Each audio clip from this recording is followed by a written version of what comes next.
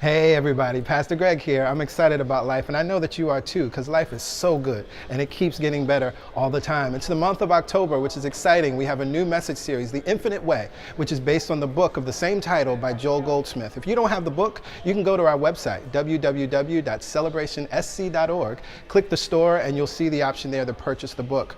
I promise you that this series is dynamic, it'll be powerful, and it can be life-changing if you allow it. Let's get into today's message. Do you know that you're enough today? Because that's the beginning. That's the beginning of it all. Everything changes after you recognize that truth. Oh my God. Oh my God. Oh my God. Oh my God. Oh my God. Well, good morning, Celebration Spiritual Center. Welcome, everyone. It's so good to see you. It's so good to be here with you. And I'm very excited about this month. I'm very excited about this series. The Infinite Way is a favorite book of mine and a book that has informed me in so many ways. And I'm grateful that now is the right moment. Now is the right time for us to do this series here at CSC. So I want to dig right in because there's so much to talk about. And I always love the first message in a series because, you know, I like to set us up, make sure that we know what we're talking about and what's going on as we're reading this book. And so the first thing that I want to just share with you as we're thinking about the Infinite Way, and as you begin to read it, you're going to find that the Infinite Way is different than a lot of other books, right? This is not like reading Abraham, or earlier this year we did Spiritual Economics with Eric Butterworth. This is not like reading the Gospel of Awesome, or the Guide to Being Awesome. The series was the Gospel of Awesome. This book will kind of feel very different because it's interesting. Everything that Joel Goldsmith is teaching us in his book can lead us into manifesting the life that we want. We can be, do, or have whatever we want. But he never uses those words. He never uses any of the buzzwords that we hear and get from, you know, the self-help, new thought, prosperity, abundance books. He doesn't use those words. He doesn't talk about manifesting. You will never read the law of attraction in this. He doesn't talk about any of that, right? But yet everything that he's saying in the book will allow you to do all of that. Everything that he's writing in the book aligns with everything that we teach, even though we would not consider this a traditional prosperity book in the way that we think about other books. One of the things I love, and I think the reason why this is important, is Goldsmith in the beginning of the book positions himself in such a way to help us to understand where he's coming from. He starts by quoting some mystics, some other enlightened teachers, some other awakened teachers. And so he starts by quoting Lao Tzu.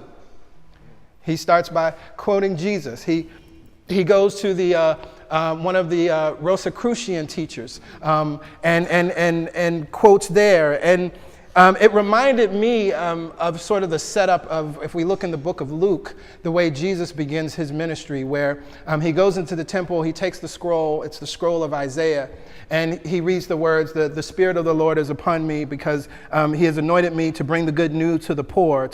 He sent me to proclaim release to the captives and recovery of sight to the blind. And it goes on. And basically, if the way we read that, if you read that text in Luke, Jesus was positioning himself in such a way to say, this is who I am and this is what I'm about to do, y'all, right?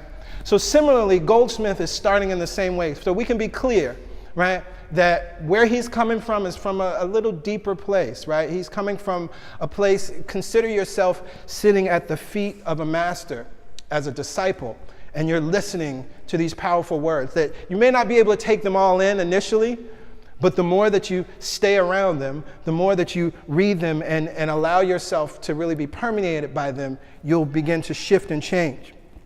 And so in the author's note, in the very beginning, he writes this: there is a way whereby we are able to rid ourselves of sin, sickness, poverty, and the results of wars and economic changes.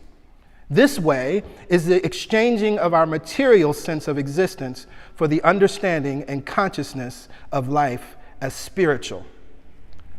Now that term, material sense, you'll find that all throughout the book. He talks about material sense and spiritual sense.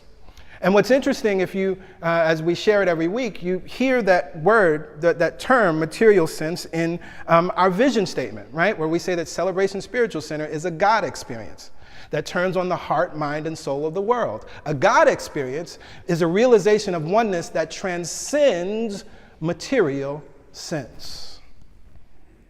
That was inspired by Goldsmith, right? Because we recognize that what's necessary for each and every one of us as we are coming into an experience, and what Celebration Spiritual Center does, we create an experience through our service that allows us to move beyond the 5 sense world, that allows us to move beyond our physical sense, right? Our material sense, so that we can come back to spiritual sense. Because who and what we are as we express in this world is only a tiny portion of who and what we are. The greater part of you, the total part of you, actually isn't even here physically, right? But it's what's beaming and pouring through you. And so if you truly want to be, do, or have whatever you want, you got to transcend material sense.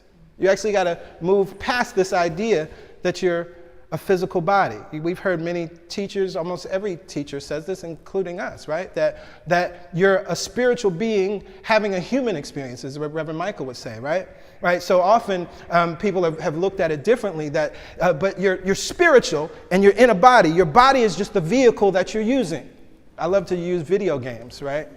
To kind of create the correlation, right? That you recognize that you're not that character on the screen jumping around and getting points, right? You're controlling it. It's your vehicle. But yet you have a real experience with that character and the experience on the screen, right? You might yell at it. Sometimes you feel like you're getting hurt, or you feel like you're falling down in the ditch. Meanwhile, you also have a recognition that you're more than what's on that screen. No matter how real it is. Our video games have become very real. But no matter how real it is, you recognize that although you're having an experience, there's more of you behind that. So this is material sense versus spiritual sense. And so what Joel Goldsmith is inviting us to do then is to cultivate spiritual consciousness. And spiritual consciousness is where we begin to walk through the world understanding, as a book that I love, Marcus Borg, he's a New Testament scholar. He wrote a book, and I think we recommended it, Meeting Jesus Again for the First Time. And in that book, he talks about how Jesus was what he called a spirit man or a spirit being, that he equally had his foot in the non-physical and in the physical. And because of that knowing, that's why and how he was able to manipulate the physical environment, because he never lost contact and awareness of his greater self. That's the only way we can do amazing things in the world. When you experience a miracle in your life, what has happened, although you may not have realized it, is that you didn't lose contact with the greater part of yourself. You brought that realization into the physical part, and then we called it a miracle. But this is why A Course in Miracles says miracles are natural. It's normal to you. When you bring your contact and awareness, keep that foot firmly planted in the non-physical, but recognizing that we also have physical bodies. We operate in the physical world. The physical world is awesome, right? And let's just get this out of the way now. When we're talking about transcending material sense, this is not about becoming ascetics, right? This is not about now thinking that the body doesn't matter, right? This is not, and then thinking that everything that you do in the body is bad or sinful. When you are tapped into the allness of who you are, everything that you do in the body becomes better. Because you're doing it from a new awareness. As Abraham would say, it's at this point, then you're seeing from the eyes of source. So then everything you do, when you look at your brothers and sisters, you're now loving them in a way that goes beyond how you used to love them from your limited physical, not knowing you're enough self, right?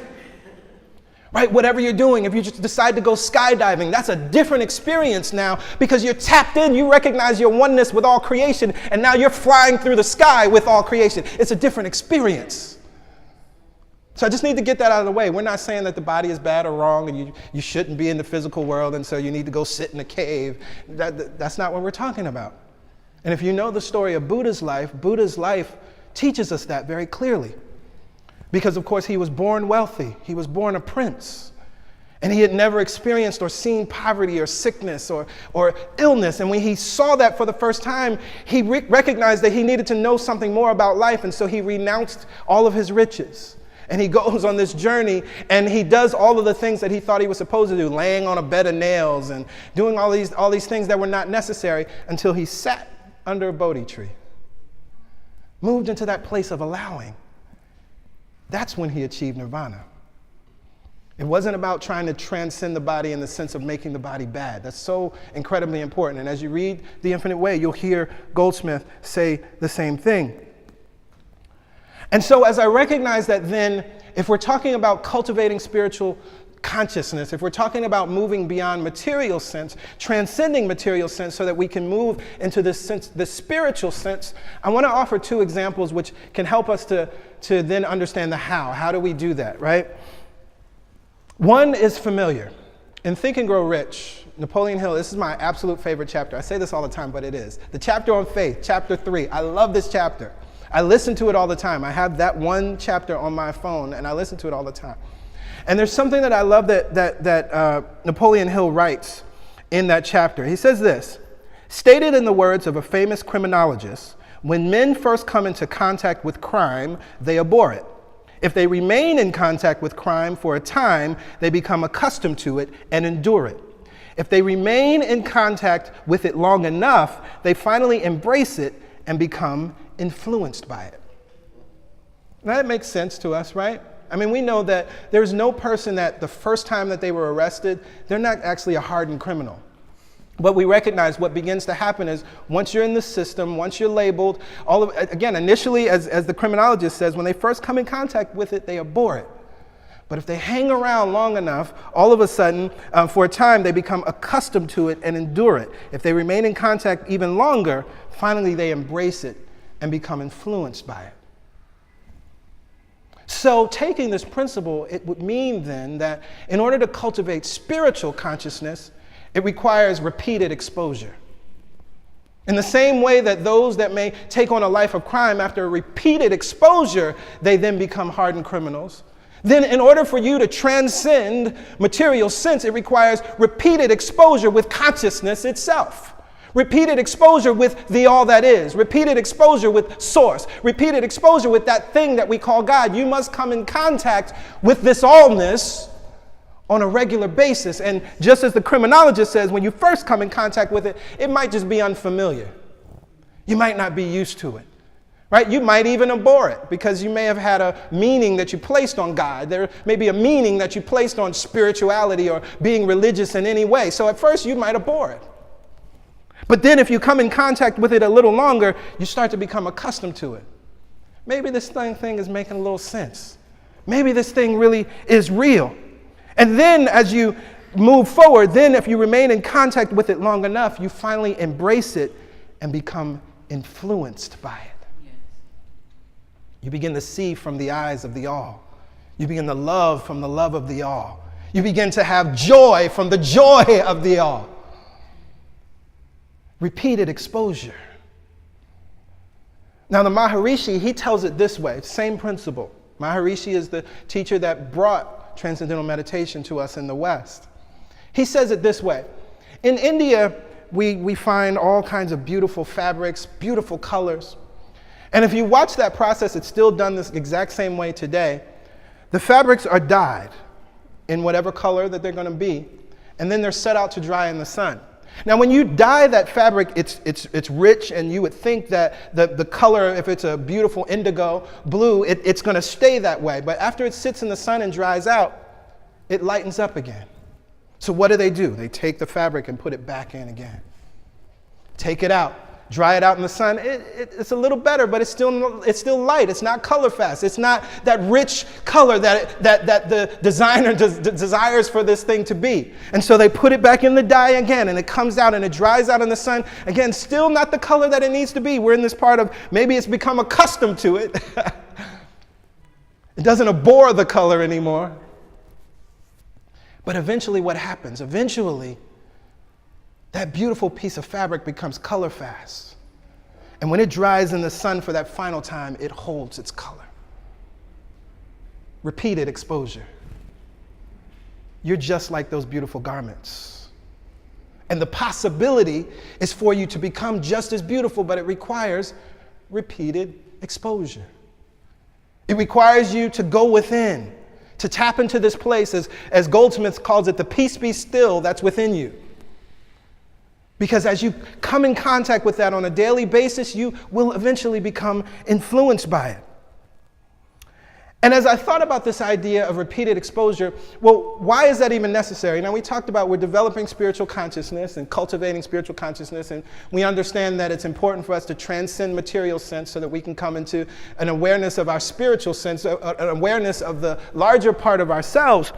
But the other thing that's important is what repeated exposure does is it restores us back to our original condition. I want you to hear that for a second, because that might not be too familiar. Repeated exposure restores you back to your original condition. And what's interesting, this is where the traditional Christian story was almost right? It was almost right. Because there was a recognition, essentially, that there was something wrong, right? And so then they created a devil and Adam and Eve to blame them, right? That's why everything is wrong. But there was a recognition that there's a me that I'm not experiencing. There's a self that's not showing up here. And I know it's supposed to show up. I don't know why, but so I'm going to blame somebody from way back in ancient time. They're not real people, but we're going to create a story and blame them, right? And create a devil and blame it. Right? That's not real either. But there's a recognition that there's an original condition that we're not experiencing. Repeated exposure restores you to your original condition. And so what is the original condition? Well, the truth is, and Pastor Yolanda and I were talking about this the other day, what I recognize is that we really don't even know or have seen what humanity truly is. Because, see, humanity has become synonymous with lack, with limitation, with evil, with anger, with war, with hatred, with racism, with prejudice, with injustice. That's what we've synonymized humanity with, but that's not humanity. All that we're seeing that we've called humanity is all of us living outside of our original condition. All of us not making that contact with the spiritual sense so that we can then be restored back to our original condition. But what I've come to learn and what I know to be true is that our original condition, we're kind. Yes. What I know to be true is when you come to this place where you finally embrace and are influenced by it, you can't help but love everybody. Also, you can't help but be abundant because you recognize that you are one with abundance. You begin to just express that in every way, shape, and form. It's interesting. Let's think about this for a second. When we think about the wealthy people on this planet, we criticize the wealthy that don't give back. Yes? I see a lot of people love, particularly right now, to celebrate LeBron James. Because there's an overall feeling that he's doing good with his money, right? The things that he's doing, he's put thousands of kids in school, and he's doing amazing work on the planet with his abundance. There's a general recognition that we expect someone that has a lot to then give a lot and be a lot, right? Interesting. Why is that? Y'all see it already, don't you? Because you're someone that has a lot, but yet in your life, if you're not in your original condition, what are you doing? You're operating in lack and limitation. You're withholding. But the truth is, out of your original condition, you will be kind because you're someone that has a lot. Out of your original condition, you will be abundant. You will give. You will love. You will give. You will love. You will be in joy because that's your original condition. You can't help but give it. In truth, when we look at the wealthy on this planet, they can't help but give it. On a certain level, I love the pact that the billionaires have made, Warren Buffett and the Gates family. They can't help but give all that money. There's a recognition they cannot begin to use all of the money that they have. So they decided to live off of 10% and they're going to give away 90%. What would that look like in our lives if we recognize that from our original condition, we are billionaires in consciousness? We are spiritual billionaires. Right? And as we recognize that dollar bills and coins are just the reflection of that, it's not about, oh, I have a lot of money. But you have billions of dollars in joy, billions of dollars in love, billions of dollars of ease and freedom. I love how Abraham says it, that freedom and joy, that's the basis of our life experience. That's where we start. But if we're not in our original condition through repeated exposure, we're not going to know that. And so we've simply forgotten who we are. I thought about it, even as we think about our original condition and we come back to our original condition. Y'all know the feeling of if you've ever owned a car, even just riding, moving from an economy car to a luxury car. You know that feeling? Now, an economy car gets you from A to B, right? I mean, it does everything you need to do. The windows roll up and down, right? You have your signals. You can get from point A to point B. But there's something different about when you get in that luxury car. The doors close differently. The sound is different. If you're on the highway, you're not riding like this, right?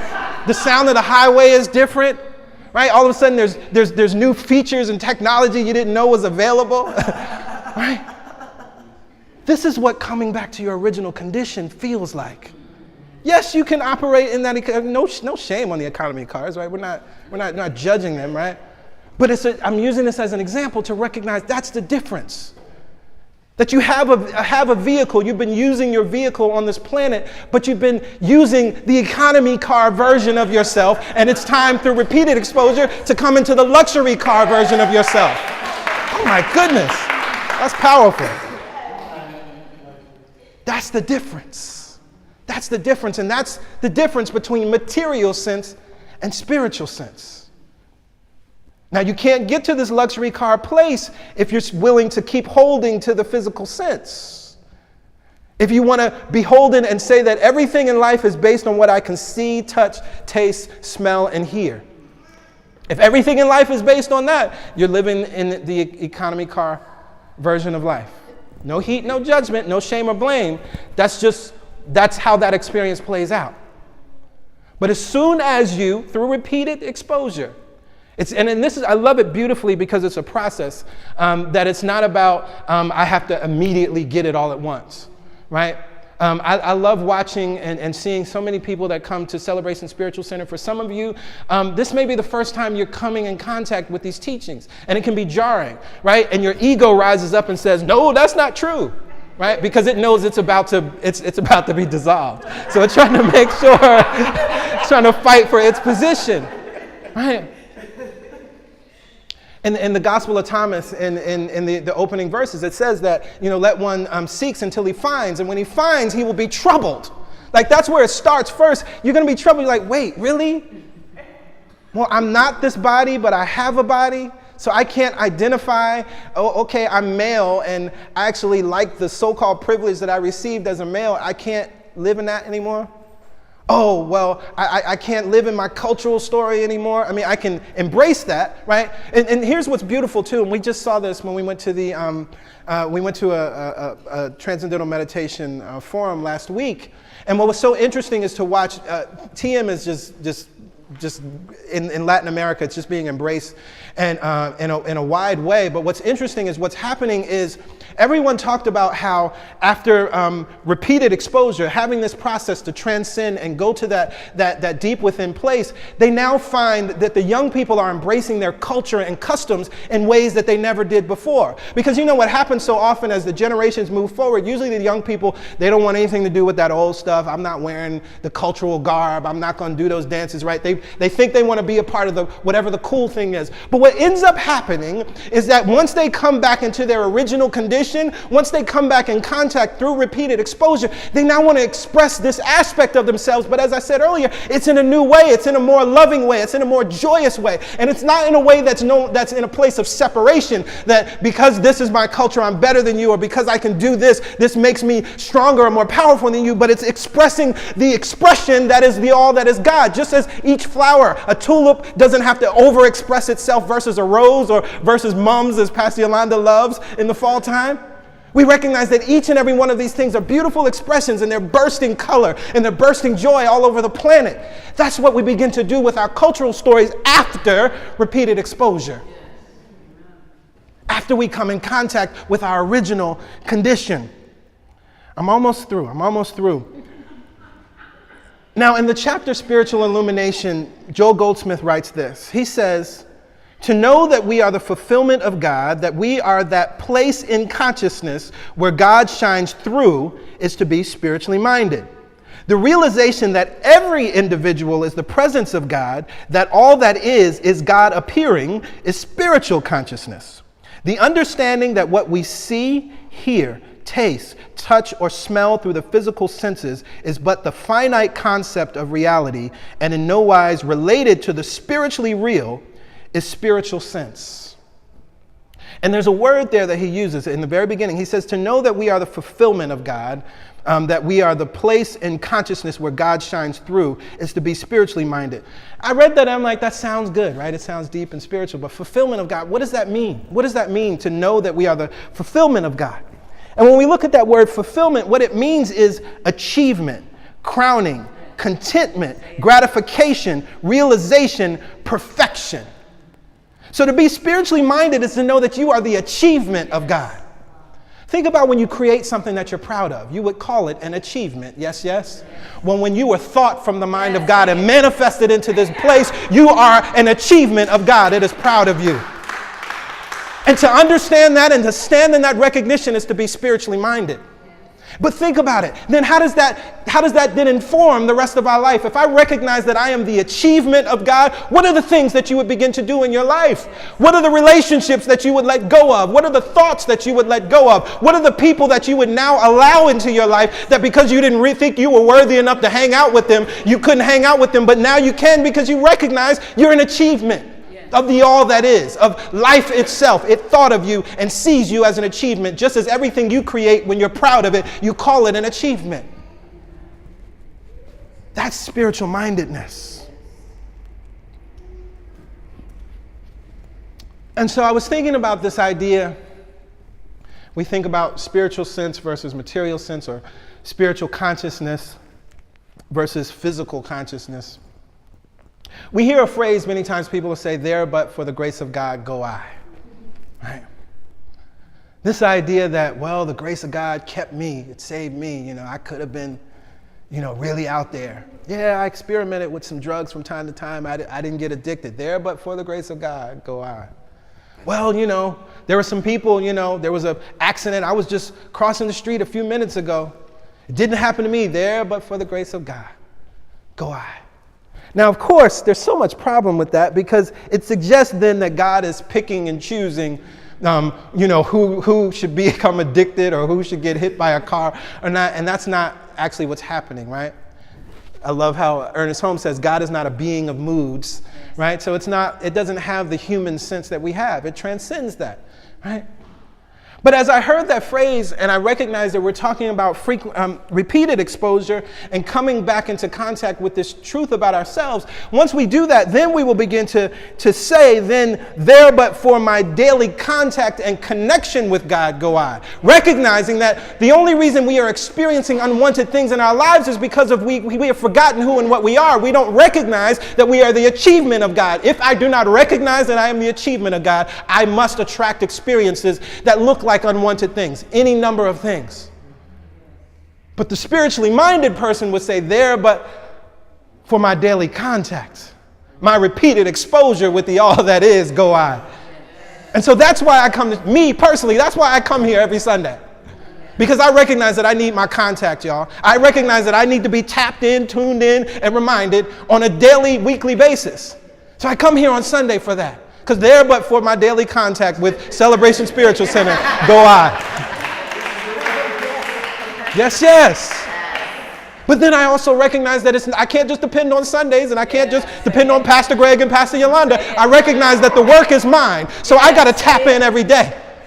Every day I got to tap in. I do my daily practice for that reason, because there but for my daily contact, my repeated exposure with the all that is go I. I've lived that life. Walk down that path. I've even walked down the path of I thought I got it, right? Because for 6 months it was good. Things were flowing. I was abundant. Oh, I got this now. I don't need to tap in. I don't need any more repeated exposure. Yeah, y'all know what happened. My money got funny. My relationship started to get strained all over again.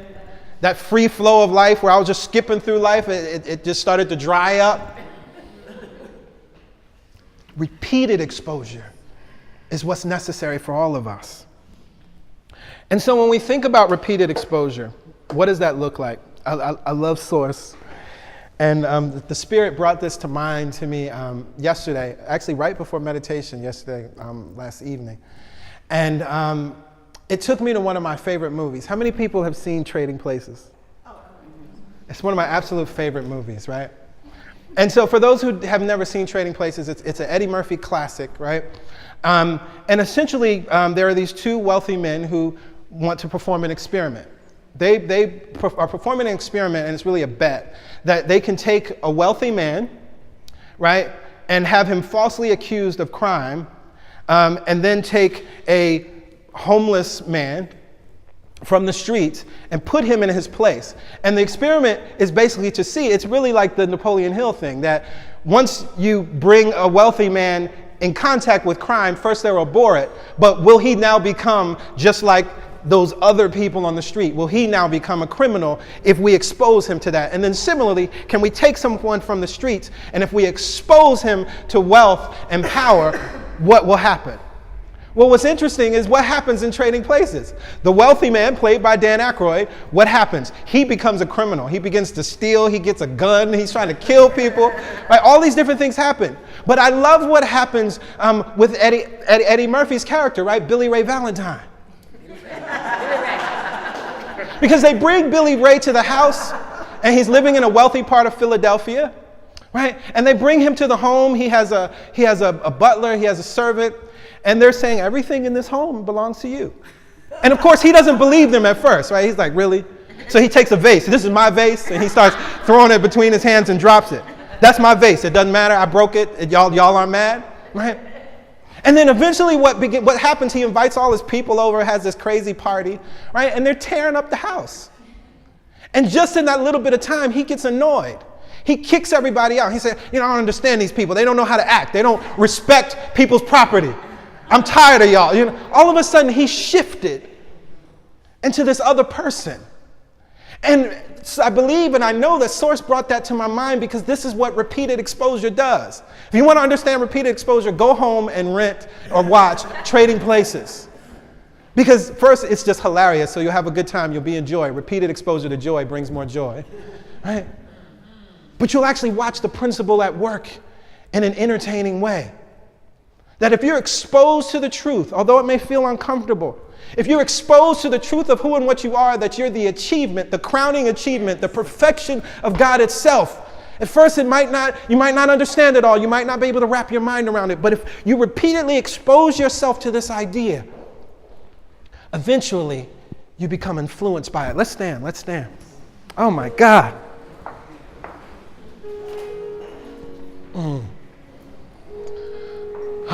Joel Goldsmith is going to take us very deep this month. Yes. And this is the perfect month to do this because as we're in the month of October and as we're in the season of fall and winter, as I share so often, these are the feminine months. These are the internal months. This is the time to go within. And so we specifically wanted to do this book and study this text right now because it's the perfect time to do it, right? When we're not out in the world, the summer, we're out, we're doing, we're active, things are happening. But now, as the sun has already descended into the southern hemisphere, we're getting less light. Night is showing up quicker. There's just an internal recognition. We just want to stay in the house, right? We want to eat foods that are more comforting, right? We begin to wear clothes that are more comforting. Well, through repeated exposure, let's get back in touch with the comforter. Yes. So we take a breath here and now. And we release. Mother, Father, God, we know exactly who and what you are. We know that you are the all that is. You are the foundation. You are the ground of being from which everything springs up. You are the one mind from which every thought springs up. And we recognize that we are one with you and one with that mind and one with that eternal thinker that is always thinking thoughts that are good, that is always thinking thoughts that are creative, that is always thinking thoughts that are constructive, that are always thinking thoughts of power, that are always thinking thoughts from abundance and as abundance. And as we are one with that mind, we now turn our receptors to the place where we can hear, where we can express and allow that mind to think through us so that we can create the life that we desire. We recognize here and now that it is only through repeated exposure to that mind, it is only through repeatedly dipping ourselves into the ink that is God, that we become the beautiful garment, part of the beautiful tapestry that is life and existence itself. As we recognize that you are the one that thought us into being and are only saying to us that you are well pleased, we now embrace that truth and know that we are the achievement of the all that is. We are the achievement of life. We recognize that life made a choice and wanted to experience and see us. Life made a choice and it wanted to experience and see us. So we let go of the limited ending story of how we actually came into being physically, because we recognize that before that physical manifestation, there was a thought and there was a choice and there was a desire from life itself that brought us into being. So we let go of the story of our childhood. We let go of the story of our mother. We let go of the story of our father. In any way, if that story has taken us out of the place of being influenced by the all that is. And we recognize that that which is life itself desired us. That's why we're here. We recognize that that which is life itself is reminding us that we're enough. That's why we're here. And we hold on to that truth and we let ourselves be influenced by it so that we can then create the life that we absolutely want.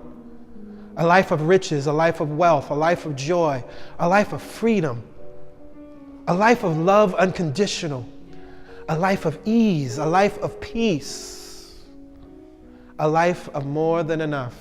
I am so grateful and thankful for all of the beautiful souls that are here in the space and that are within the sound of my voice.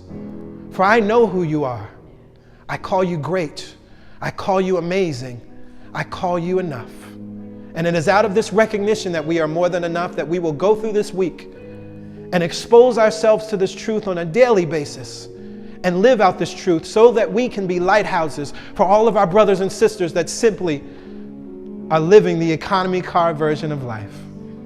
We release this word now with joy and thanksgiving, and together we say amen, amen. Ashe. Ashe. And so it is. So it is. Thank you, God.